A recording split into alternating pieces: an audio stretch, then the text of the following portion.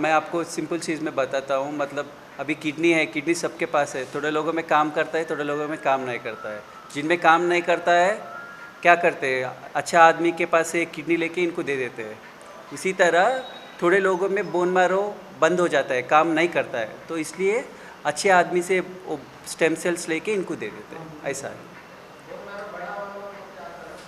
Bone marrow एक argon है, जैसे किडनी लिवर है, वैसे भी बोन मैरो एक बड़े वालों को भी आता है। अच्छा,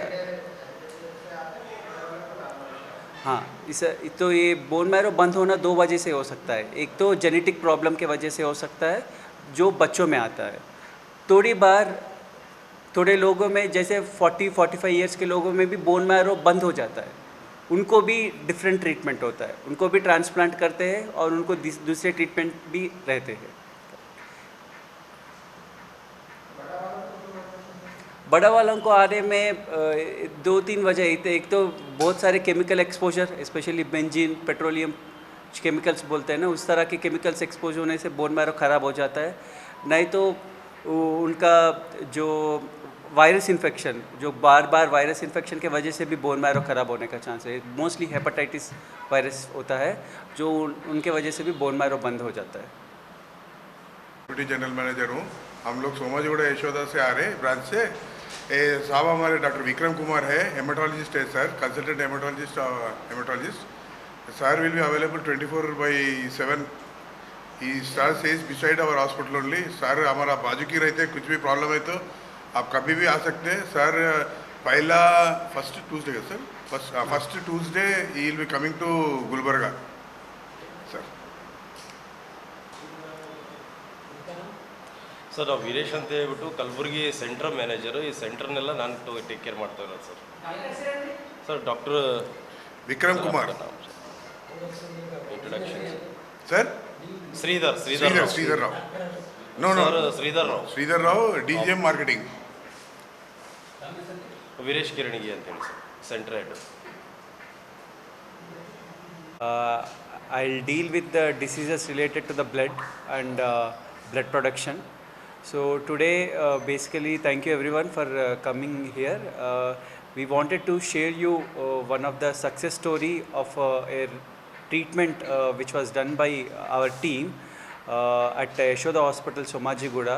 This is basically to raise the awareness regarding the blood related diseases among the public. So this child was around 10 month old, who came to us in November with bleeding manifestations, like he was having bleeding from the mouth, nose, and also into the skin. So with these complaints he presented to us in November.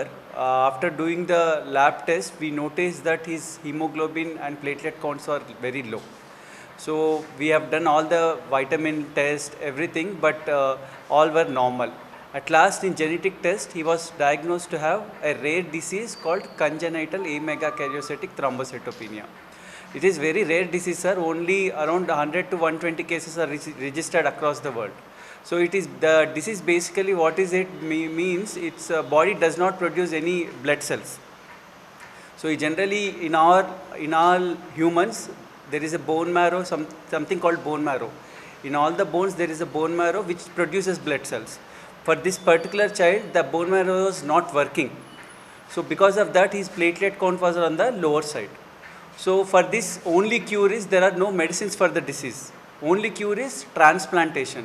That means taking stem cells from siblings or parents and infuse into the child. That is called stem cell transplantation.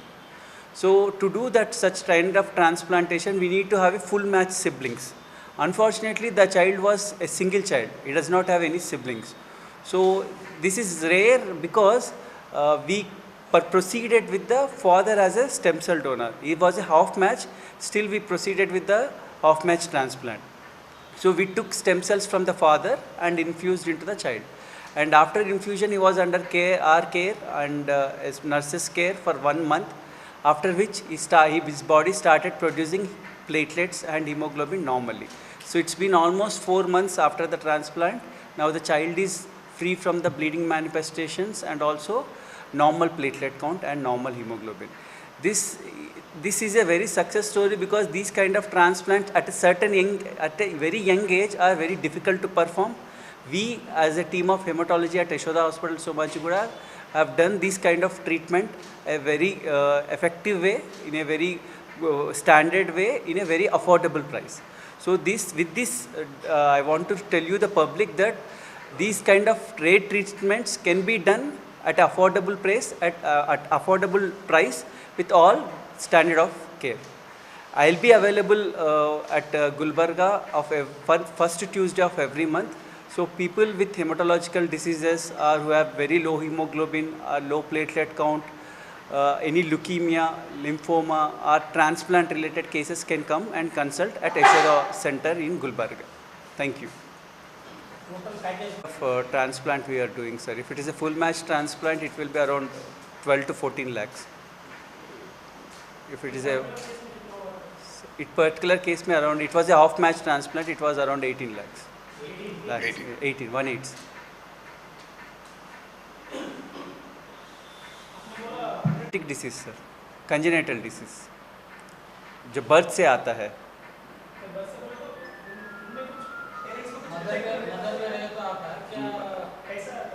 Mother father में से बच्चों को आता है. क्या होता है ना सर, इस तरह के जेनेटिक डिसीज़ में हमारे पास 2 क्रोमोसोम रहता है. अगर आदमी को एक क्रोमोसोम अच्छा है तो भी चला सकते हैं. अगर बोथ पेरेंट्स में एक क्रोमोसोम डिफेक्ट है तो दो डिफेक्टिव क्रोमोसोम बच्चों के चले जाएगा तो बच्चों को बीमारी आएगा. तो बड़ों में पेरेंट्स में एक क्रोमोसोम अच्छा है तो उनको सिम्टम्स नहीं रहते. तो बच्चों को दोनों भी डिफेक्टिव क्रोमोसोम्स आ गए तो इसलिए उनको बीमारी आता. सिम्टम्स रहता वही ब्लीडिंग मैनिफेस्टेशंस रहते. मतलब बिना वजह के नाक में से, दांत में से खून निकलना, छोटे ज़ख्म से भी ज़्यादा खून आना. जनरली हमको ज़ख्म होता है तो 1-2 मिनट में खून बंद हो जाता है, बट इन तरह के बच्चों में कंटिन्यूस फ्लो ब्लड चले जाता रहता है.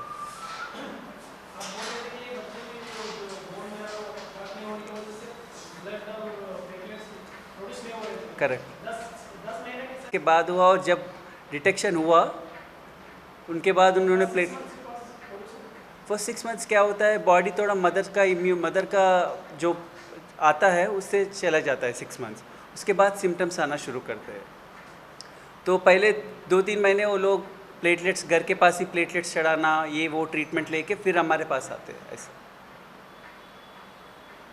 पता चल ही जाता है, इससे ज़्यादा नहीं जा सकते.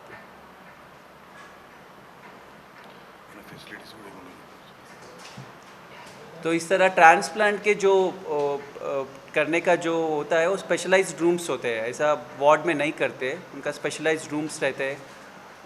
पॉजिटिव प्रेशर रूम्स बोलते हैं उनमें.